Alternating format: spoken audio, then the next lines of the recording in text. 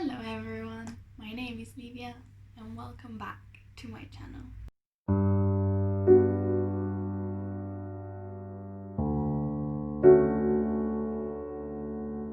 Today I'm going to be talking about the new cover for the new book in the Dreamer Trilogy. So we had an announcement of a cover reveal and of a title reveal a few days ago, which I thought were super cool, and I've been following them, and I wanted to make a little video about this because it is one of my favorite universes, so I kind of wanted to chat about this. So let's start by talking about the Raven cycle, because the Dreamer Trilogy is a follow-up series to the Raven cycle. The Raven cycle is a story of 4 friends that are going around and trying to find a Welsh king who has been said to be asleep for hundreds of years and who has been said to grant wishes to whoever will find him. I am of course going to be talking about mild spoilers for the Raven cycle, especially for book 2, so be advised if you haven't read it. So the Dreamer Trilogy, which first book was Call Down the Hawk, is all centered around one of these friends, around Ronan. And Ronan has this ability that he can take things out of dreams into the real world. And he is what it's called a dreamer. He calls himself a Grey Warrant, but he is a dreamer in general. So in Call Down the Hawk, we followed 3 perspectives of Ronan, Jordan Hennessy and Carmen, and this book kind of just expands the universe a lot, because while we thought Ronan and his father were the only dreamers, we now discover that this is not true, that we have other dreamers and that there are people who are hunting the dreamers. And because visionaries have been having visions of the end of the world being brought by dreamers. So there is this conflict between the dreamers, or the Zeds, and the people who are hunting the dreamers. And we get these 3 perspectives of dreamers and dreamer hunters, and they kind of intersect together at a certain point of the story and are brought together, and it is all very beautiful. Alright, let's start with the first thing that I found interesting, which is the fact that I personally didn't know that this was going to be a trilogy before. So I am now aware that this is going to be a trilogy. I think it could have been a duology or a full series. And no, it's a trilogy, and I'm excited because it means that we get this book in 2021 and then another book a few years down the line, which is perfect. I love trilogies. I think they are good length. And I am very excited. The second thing that I'm going to talk about is the title. The title of this new installment in the Dreamer Trilogy is Mr. Impossible. I think that is a super exciting title, because if you've read the book, you probably have suspicions of who it is going to be, this Mr. Impossible. I have a couple of suspicions, and I would really like for it to be one of the 2, because it would mean that a character is going to be very well explored and more introduced than it was in book 1, and I think that is very, very cool. So I really am hoping that it is going to be this character, and I think that if it is an exciting title, and it kind of hints at the story without revealing too much, and I am very, very excited. But after all the books are a really good title. So the second thing that I'm gonna talk about is the Derb. Because I've been looking at the Goodreads of this like every other day, because I'm so excited, and there was only one sentence which said The stakes have never been higher, as it seems like either the end of the world or the end of the Dreamers approaches. And already that was so hype because it really just puts everything, it tells you that there is going to be a conflict between the Dreamers and the Dreamer Hunters, and it is going to be very exciting.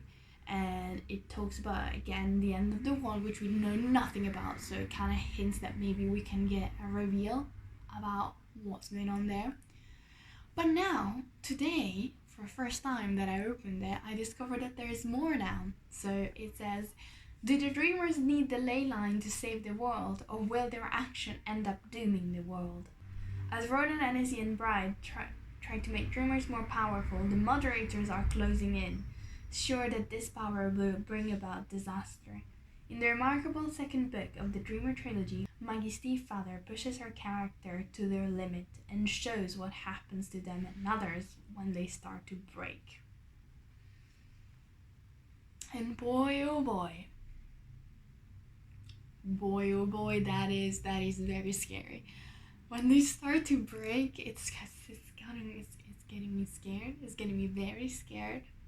I like that there is no spoilers in this because it is all the things that you can kind of gather from the first book, somewhat, mostly. So that's good. And I am so excited about this book. I will be reading it as soon as it releases, hopefully, because I think it's going to be great. I really liked the first one. I gave it 4 stars, and this one, we'll see.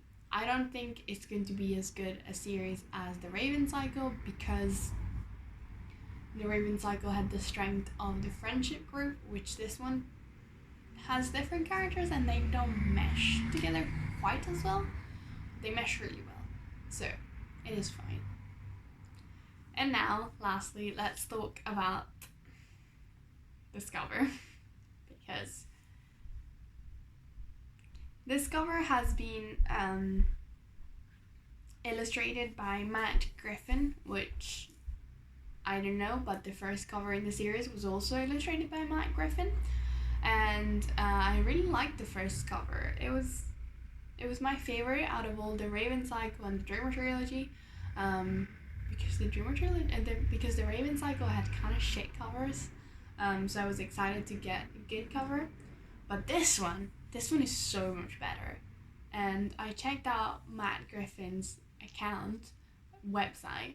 And he is the guy who illustrated the amazing June cover. The one for the deluxe special edition or whatever, which I'm gonna put here, and it is so pretty. I love that cover. It has Paul and then the planet, and the colors are fantastic. I think that is one of the best covers I've ever seen. I am in love with that cover.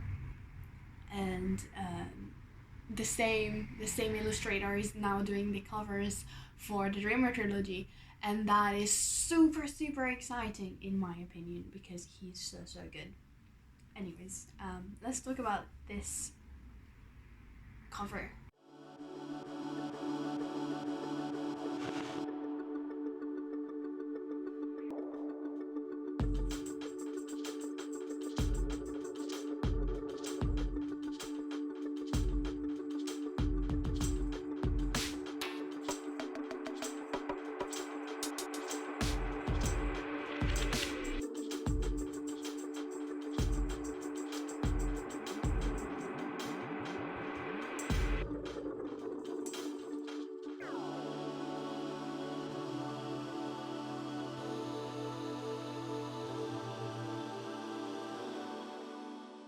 First of all, well, you get #1 New York Times best-selling author, which Maggie's Stieffather deserves.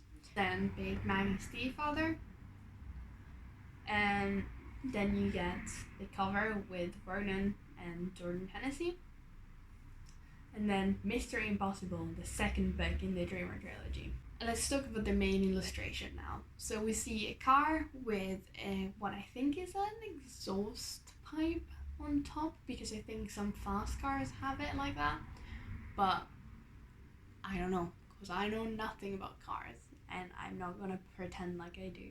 But we know that Ronan is very much into cars, that he likes fast cars, he likes racing, so it's not really surprising having a car in the picture, but I wouldn't think that this is his BMW unless the illustrator took some liberty at how to draw it. So we could have some plot point with a car, which is really, really exciting. While I don't know anything about car, I thought that the Dream Thieves, which was the second book in the Raven cycle, was really good. And it was all around cars. Well, not all, but cars were a main plot point of that book. So I'm kind of excited to see that here. And then we have this background, which it looks like to me it's, you know, the light from the headlights, and then wood in the background. So there's this road with lots of trees behind.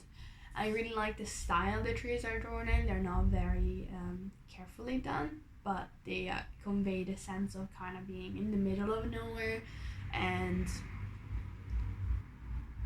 creepy red, possibly end of the world vibes, which I am all for. And then in the forefront we have two characters. We have Ronan, and who I think is Jordan Hennessy. And I am glad I didn't put anyone else in the cover, but I'm also glad that they put both of them and not just Ronan, because this book feels like it is Ronan's book, but she is going to have a very strong presence in it, like she did in the first one. So we see Ronan. I really like the style he's drawn in. He has his shaved head and his leather jacket, and he looks super cool and brooding. I like what the illustrator did without doing all the facial details very well, kind of leaving it in shadow, because it's supposed to make you imagine what the character looks like and not telling you what the character looks like. So I really appreciate that. It's good. I like the drawing and everything. And on the other side we have Hennessy, and she's not like what I imagined, but I'm not mad.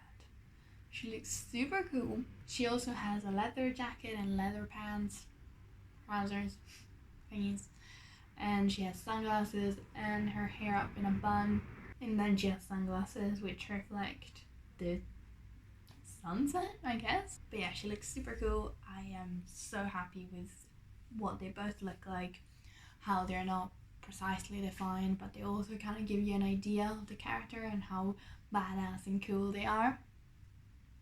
So it is exciting, and I am really in love with this cover. I just wanna say that because I am so in love with this cover. And then the last thing is the sword.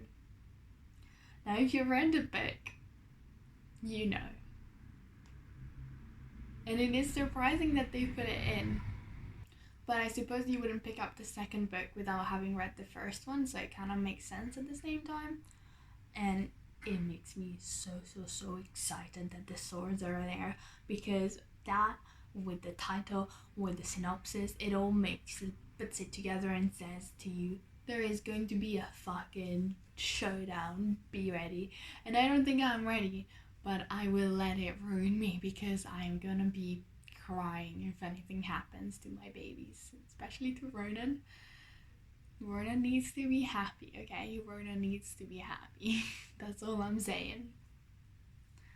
Alright, and the last thing I want to talk about is the title font, because I'm not very happy with it. I didn't love the font to begin with already in Call Down the Hawk, but it was fine. This font, it is the same one, just cracked, and I am not a fan. I think it looks quite tacky. It looks quite like fantasy mass paperback, and I'm not a fan. I am imagining that there is some reason behind the cracks. I think it might have to do with the end of the world, so the whole world is cracking apart or something like that. That's what I'm gathering. But I think it could have been done in a classier and prettier way than that. But it is such a minor detail. Overall, I love this cover and I give it a 4.5 out of 5 out of my enjoyment of it. While my hype for the book, I give it a 9 out of 5. I am so excited. I can't wait. It's coming out in May, I think the 4th of May or something like that, 2021. And you bet I'm gonna be reading it. So yeah, I think that was everything that I wanted to talk about with this. So yeah, alright. Brilliant. I hope you enjoyed it. Check out my other videos, subscribe, leave a like, let me know what you think of this cover in the comments. And yeah. Thank you for watching. My name was Livia. That was fun. Let's do it again.